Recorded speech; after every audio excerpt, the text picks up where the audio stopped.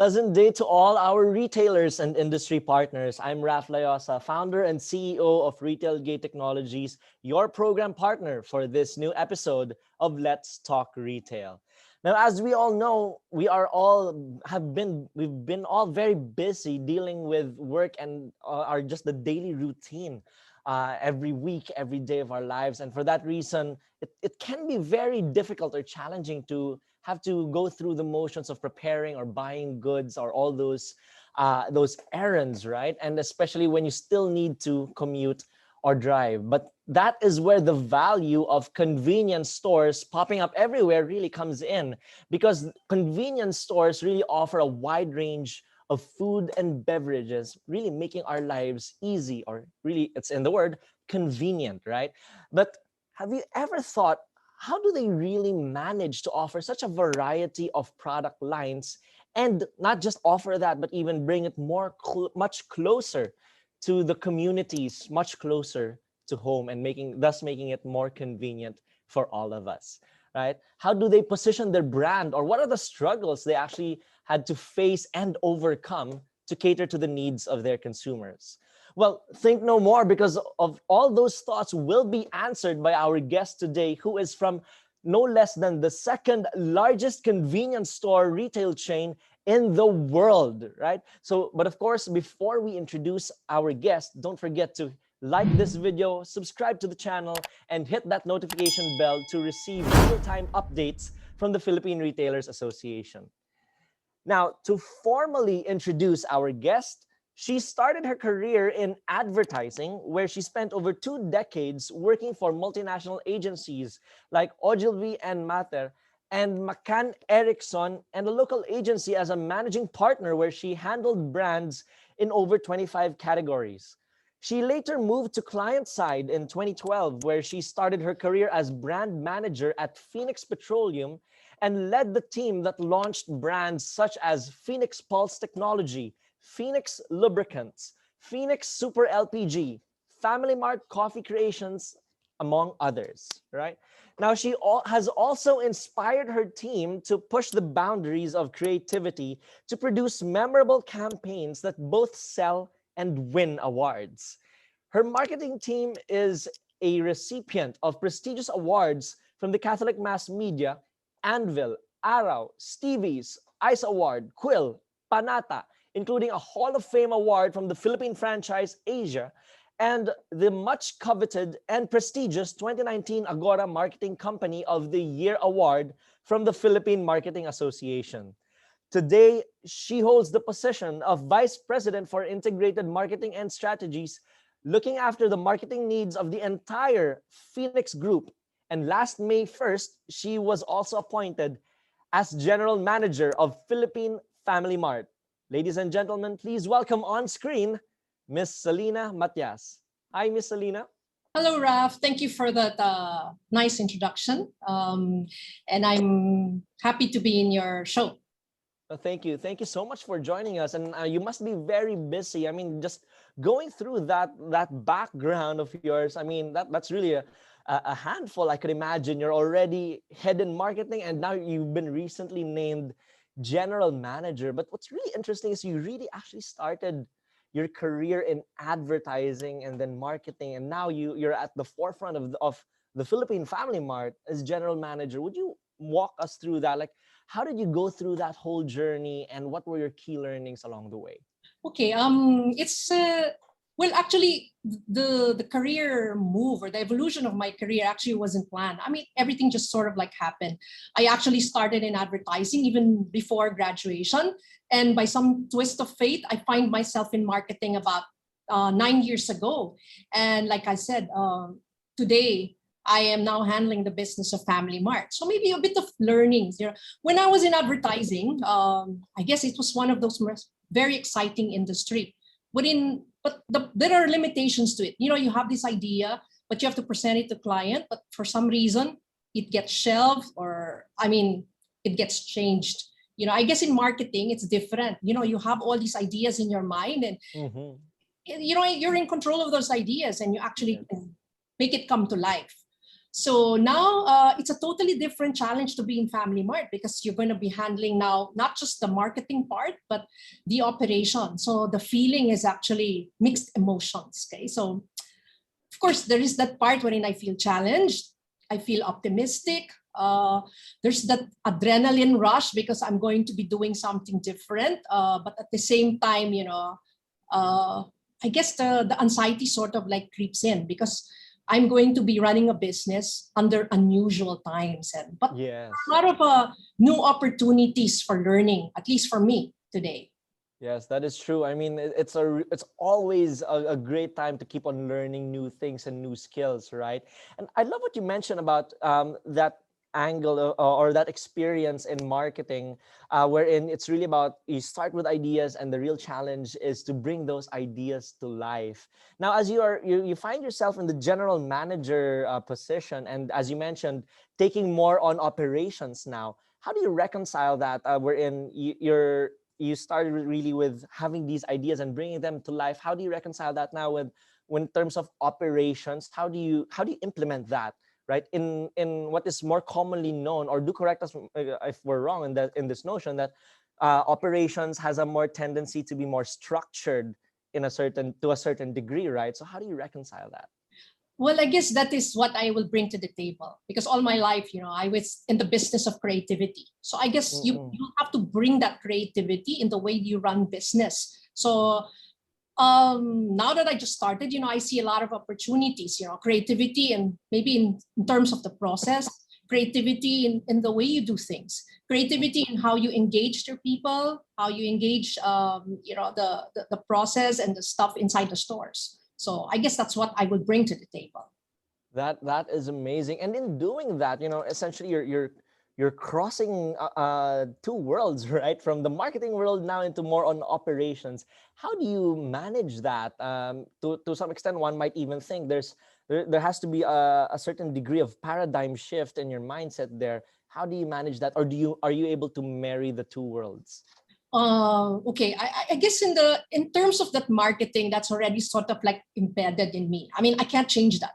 I've been doing this advertising and marketing, all my life. But I think with a brand like Family Mart, I think I will bring a breath of fresh air because you always see operations. It's like the usual stuff. I mean, it's boring stuff. But siguro that's where I can come in. That's where I can make a difference.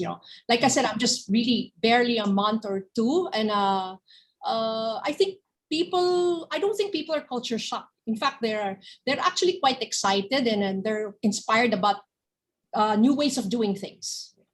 Yes, that is very, very amazing. That is really true. Now, when we think of bringing marketing and operations together, I think the key thing that really brings them together is thinking of customer experience, right? And what does that mean to you from coming from a marketing background, now moving into touching into operations as well as the general manager? What does customer experience mean to you now? And how do you see that as a crucial component for Family Mart? Actually, the customer experience, talking about customer experience, there's actually a group now that we actually set up in our department, which Mm. will purely look after customer experience, whether we're talking about inside the store or with our franchisees.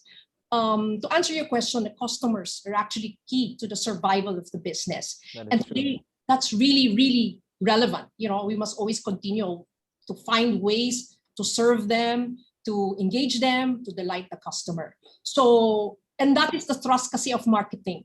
I mean, Yes. that's what really we do. We are, end of the day, we're in business because of the customer. So I think hopefully I could bring that over to the operations, make people realize that we do what we do because of the customers that we serve.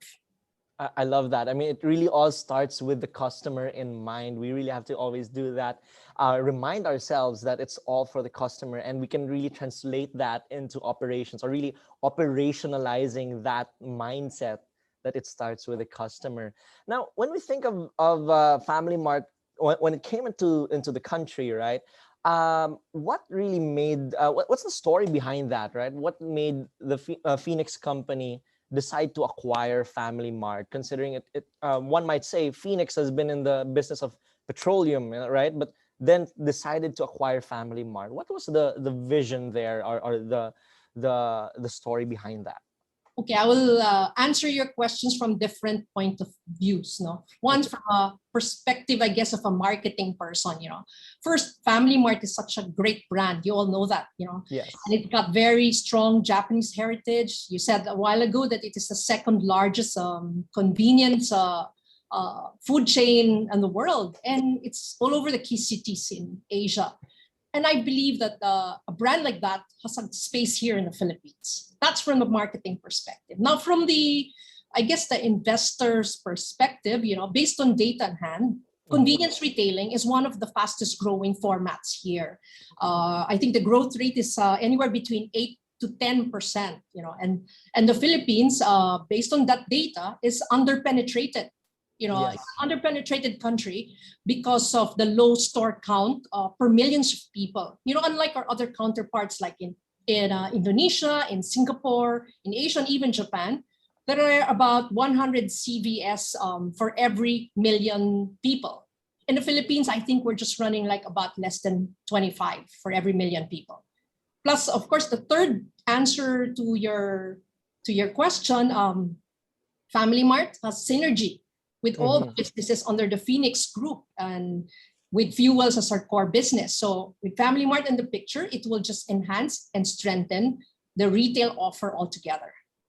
That's a very interesting insight that you mentioned, whereas in other countries that's about 100 to for every million consumers, here less than 25. So we're actually less than a quarter of the standard, right?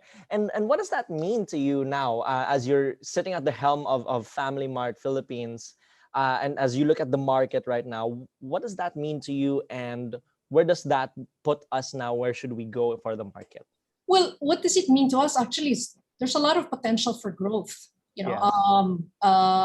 And I guess that's good because we are part of the Phoenix network. So that alone, we have so much touch points across the country. If you look at for example, like Japan, there is like I went to Japan that time for Family Mart. There is a convenience store in every nook and corner of Japan. Unlike here, I think in the Philippines, much of the branded convenience stores are really concentrated just in Luzon. Yes, that is true. I mean, it's really much more on Luzon, especially in the key central business districts, right? But as Yeah. you go away from the center, they start to become more sparse, right?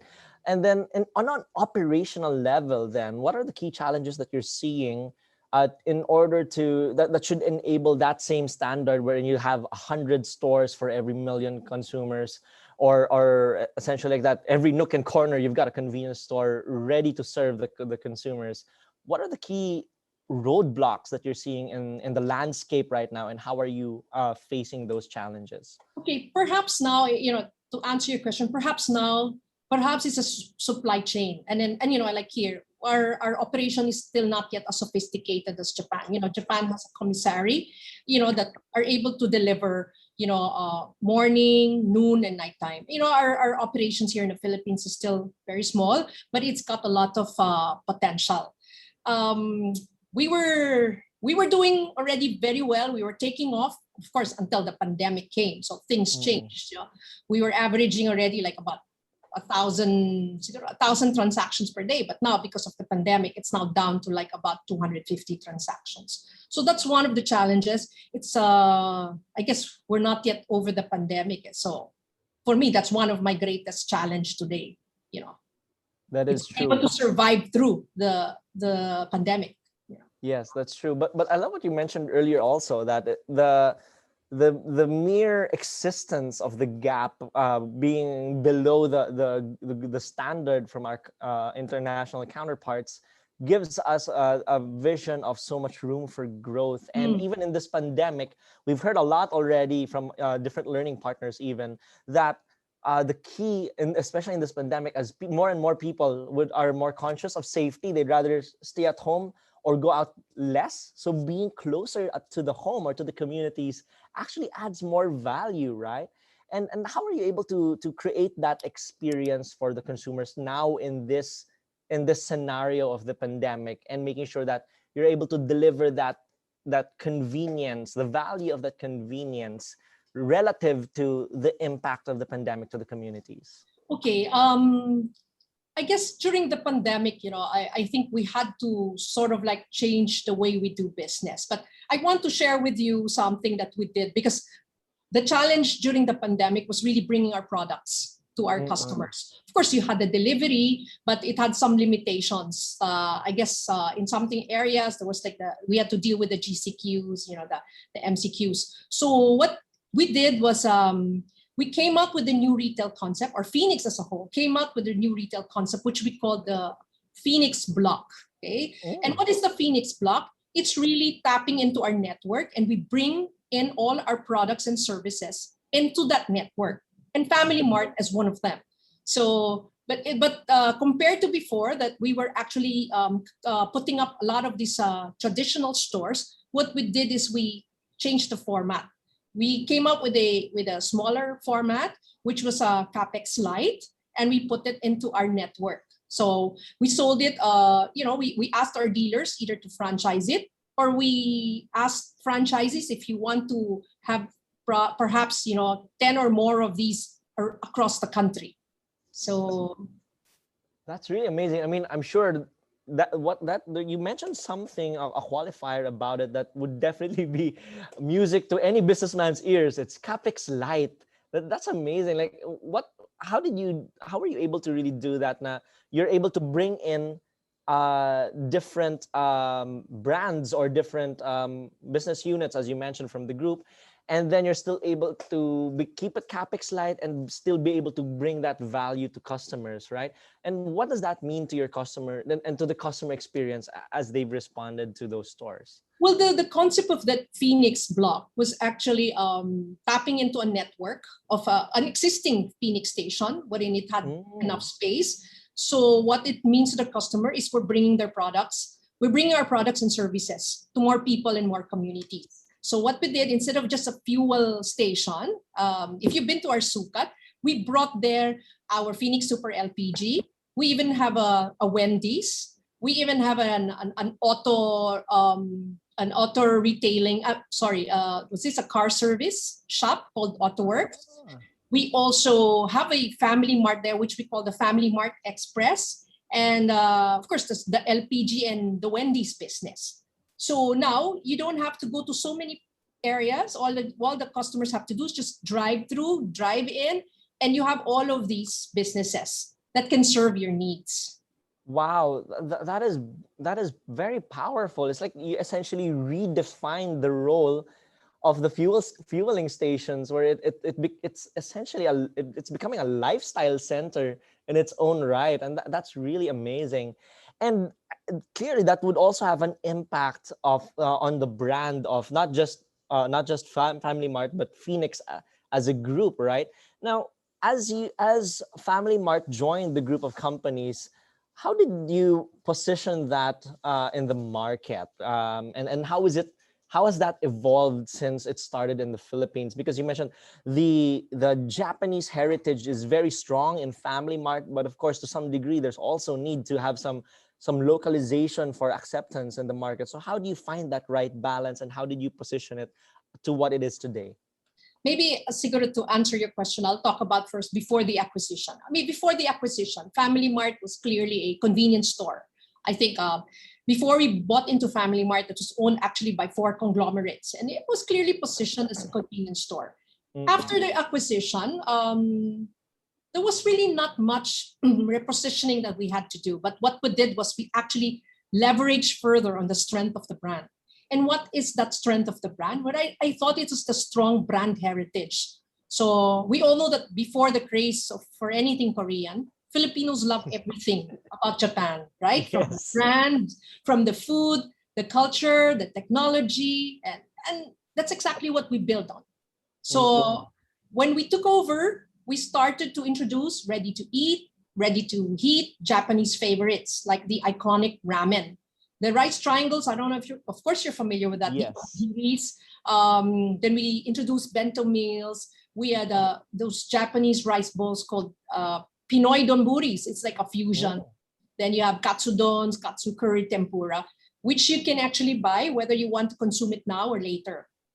But also this was apart from the other offers we had in the stores, where we had pizza, we had salad, we had, the pastries. But I think clearly we wanted our core products to be Japanese. We wanted to be known for that. Yes. And I think also our stores that we opened after the acquisition, we made it bigger, or we looked for bigger spaces. We had dining spaces, whether it was indoor or al fresco, because we wanted to be a food destination. We wanted to be a destination for people. We want people to hang out. In fact, in 2019, we opened the biggest FamilyMart store. The latter part of 2019, we opened the biggest FamilyMart store in Asia, wherein we even had co-working spaces. We had a beer room, we had a conference rooms. But of course, that was all before the pandemic happened. Yes, but that is really powerful. I mean, that really differentiates Family Mart with the sheer products that you have, right? Now, when we think of the customer experience angle, right, and as the customer comes into the Family Mart store, how do you shape that experience now, keeping that heritage very strong in terms of on an operational or store operations level? How do you bring life to that heritage? For one, I guess it's the offer. You have to have a great offer for people to actually come to your stores. That's why I said aside from the ready to eat, ready to heat, ready to take, we expanded our offer to even the beverage line. We actually launched that coffee creations line because we wanted more people to come to our stores. And now also what we did was we fixed our stores. We made it really well lit. We put like tables and chairs, and it's the whole experience. Because I think what we wanted to do is we endeavored to delight the customers. So I think there was a question that was thrown to me before: is how different is a Family Mart? I said, a convenience store is a convenience store, but perhaps the difference of Family Mart from other convenience store is that the images that comes to mind, when people tell you this is Family Mart. So there's an image of Japanese, there's an image of young, fun, aspirational, and young. At the same time, it's how our consumers feel when they go inside their stores. Because I think now and moving forward, we want to endeavor to delight the customers, whether we're talking about in-store or online or offline. That is beautiful. And you also mentioned now that it has to be both online and offline, or what we now know as really omni-channel, right?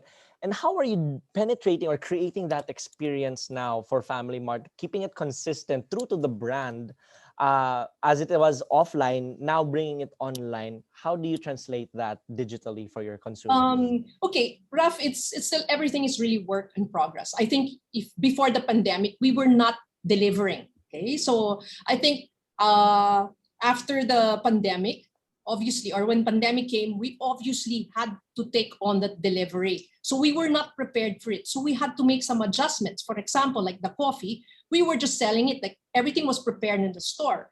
Mhm. But during the pandemic, we said we need to deliver, and we cannot deliver what in that same format. So we started to adjust our products. We came up with some products that was do it yourself at home for delivery, to share. So all those adjustments we made. And also we have the Limitless app, wherein it allows us to sell vouchers on the discounts. In fact, tomorrow, I think June 12th, we're going to be selling our vouchers, 500 peso vouchers for 12 pesos. So, Wow. so people can actually buy these vouchers in advance and use it for Family Mart stores. And if we have new products or promos, we actually push these vouchers to the Limitless members.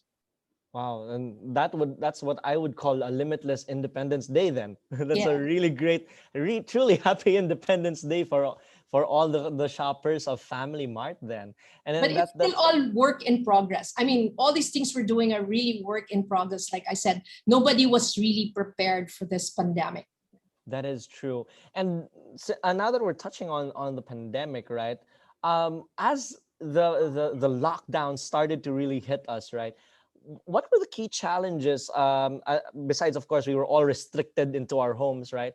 In terms of the marketing and the operations, What challenges did you see really hit Family Mart at the onset, and then how were you able to overcome them to where Family Mart is today? Okay, I think I mentioned earlier when we took over the business, our strategy was bigger spaces for Yes. people to come and dine in. We also tried to expand our offer because we wanted people to come in our store morning, noon, and night. Yes. And when pandemic came, obviously we took a hit because Mm-mm. our business model was sort of like designed for transactions of like an average of 1,000. And when pandemic came, it went down to about 200. So to answer your question, that is one of our challenges. Our Mm-mm. business model was anchored to a transaction, a daily transaction about 1,000 people. Second, a lot of the stores, I guess, also took a hit because the rental, which was Yes. a big part of our expenses, was actually all negotiated pre-pandemic. And Mm-mm. of course, we had to bear those costs with much less customers. Yeah. And third, of course, we were not prepared for a delivery type of business, so we had to also adjust to that. Yeah. And in terms of adjusting, how were you able to really adapt to these going through these motions, all these limitations in the landscape, and how has that changed from back in 2020 to today in 2021 with Family Mart now having that presence online? What's it been like? How has the journey to really transition through this pandemic? Siguro, I just have to be as honest as possible. I mean, just like any business, we're all struggling, and we continue to survive. Diba? We continue to fight because primarily for the reason there are people relying on the company. Mm-mm. So Yes. I think a lot of adjustments were done. First, we looked at the stores, we reviewed the store performance, and we, of course, obviously, we cut on the OPEX, we cut on company OPEX. Then lately, what we did was we started this year, we started coming up with new products that are not very expensive, but value for money. I think, like for example, we have this Pinoy Donburi, which is like about 59 pesos. We have Wow.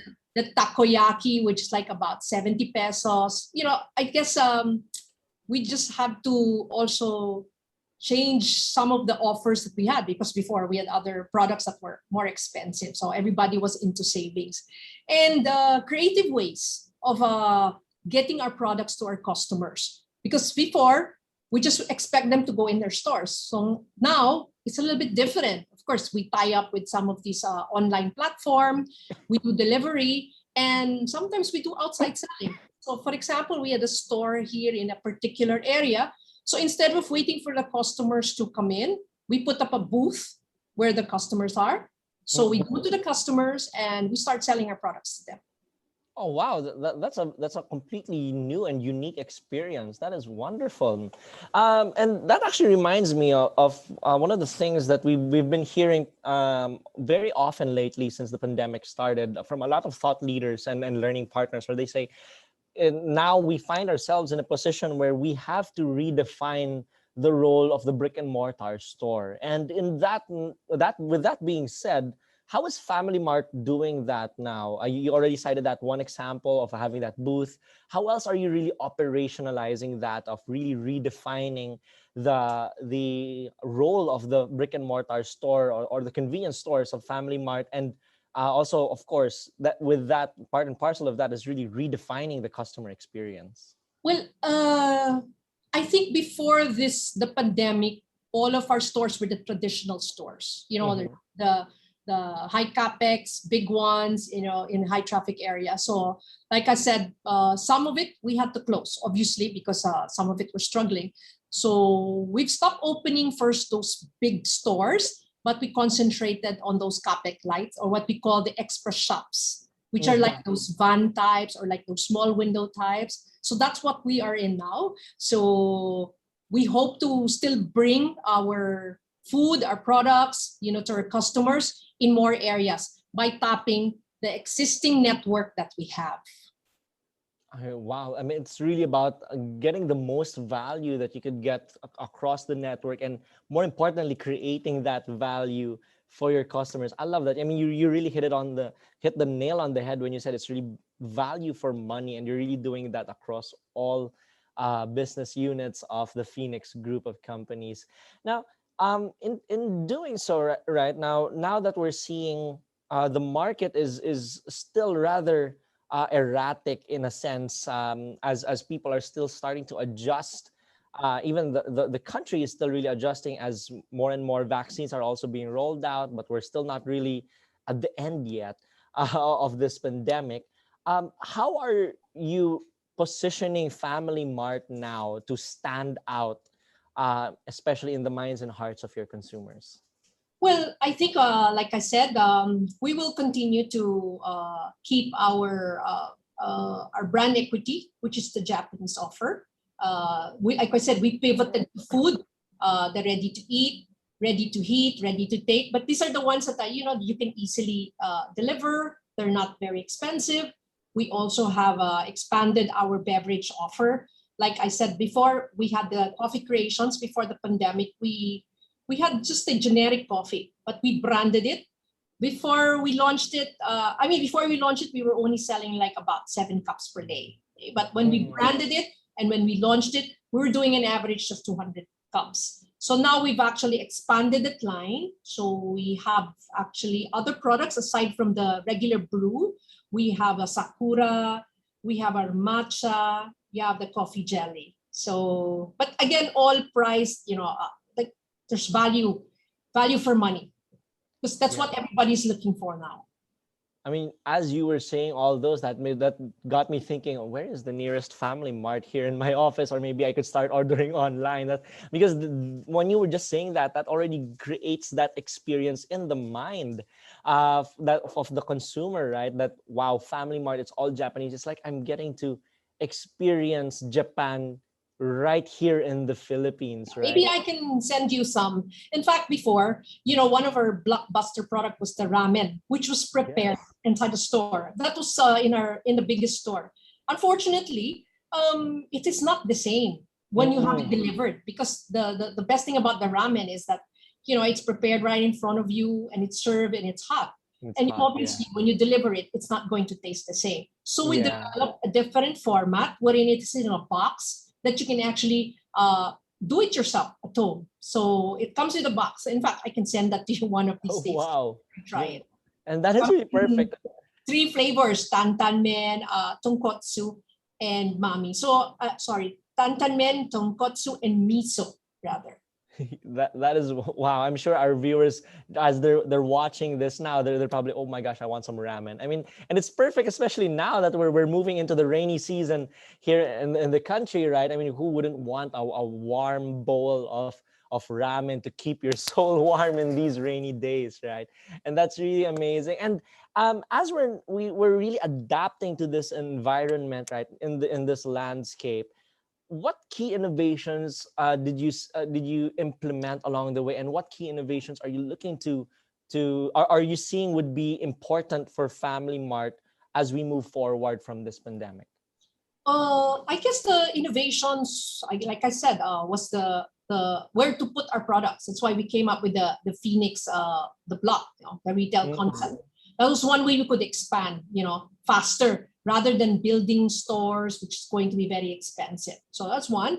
We also have that Limitless app wherein we sell our vouchers beforehand. So before you go to the stores, we want it to be our new currency inside the stores. Of course, the innovation will be on the critical will be the products or the services or the new offer that we will be giving or will be launching inside our stores. Yeah. And on that note, this is a common question that we would often encounter when we think of innovation. There's always that question of um, the investment cost and the experience or the value that's really driven. Right now, when we think of that on an operational level, how do you reconcile that now with the customer experience? When we think, okay, we need this innovation, it'll cost this much, then, but of course we want, as you would, I love what you said. It was really, you've been really looking into low capex or capex light investments, right? So how are you still able to create that balance now, wherein you can create that new experience that's uniquely Family Mart for your customers, but still make sure that it's not going to really burn down our bank accounts? Well, I like what you said about innovation. I think that that's very important for every company, because that's the only way for us to be able to survive if we try to innovate. And innovation can be actually products, it could be a service, it could be a process, or it could be anything else. So in terms of like that innovation, it could be just a simple tweaking of processes that will actually bring benefit to the company. For example, it's how we deliver the product, the supply, the logistics, all of that we are looking into. So, I mean, I couldn't talk a lot about it now because some of it are work in progress. But like I said, the innovation could be about anything, because all people always think that innovation is always just about technology. It could be about the way we do things, the way how we bring our products or how our products are marketed. So it could be a lot of other things. That is very true. And now, as we really think about moving forward, now we're seeing now more and more vaccines being rolled out, and we're beginning to see the light at the end of the tunnel, right? And coming from your story, your journey in Family Mart since it's entered the Philippines, and how the brand has really stood through going across the globe, right?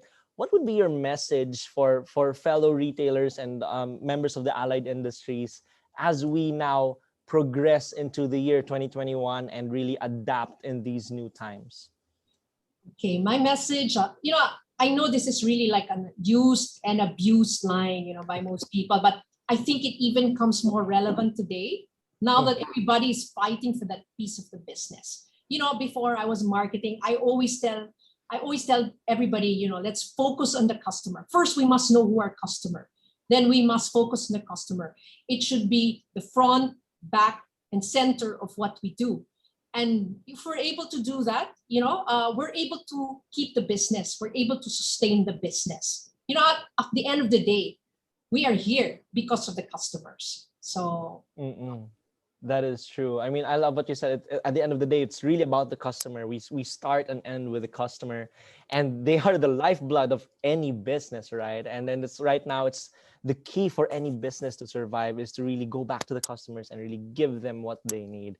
And we're really seeing that with how Family Mart has been adapting through the times since it started in the Philippines, going through the pandemic, and today as it stands. So thank you so much, Miss Celina, and we really applaud you. We really salute you guys at Family Mart for that amazing experience and that amazing brand that you are really growing very strongly here in the Philippines, that is Family Mart. So thank you so much for joining us for this episode, Miss Celina. Hey, thank you, Ralph. Thank you also for having me here. I hope the audience will learn something from our experience of operating this business. Yes, definitely. And thank you so much. We learned so much and we're so much better for it, man. Thank you, Miss Celina. Okay, thank you. Yes, thank you. So that was a really engaging and very insightful episode. And I hope, I believe actually that our audience really picked up a lot of nuggets of wisdom, both from two different worlds, actually, that marketing and operations that really come together in customer experience. And that really gives us insight on the strategies that will bring us forward, right? And that we can really apply to our own businesses. So thank you again, Miss Celina. It's been a great honor and pleasure to have you here on Let's Talk Retail. So there you have it. Stay tuned, everyone, for more podcast episodes. Again, this is Raf Layosa, founder and CEO of Retail Gate Technologies, your program partner for Let's Talk Retail. So we'll see you again in the next episode. See you then.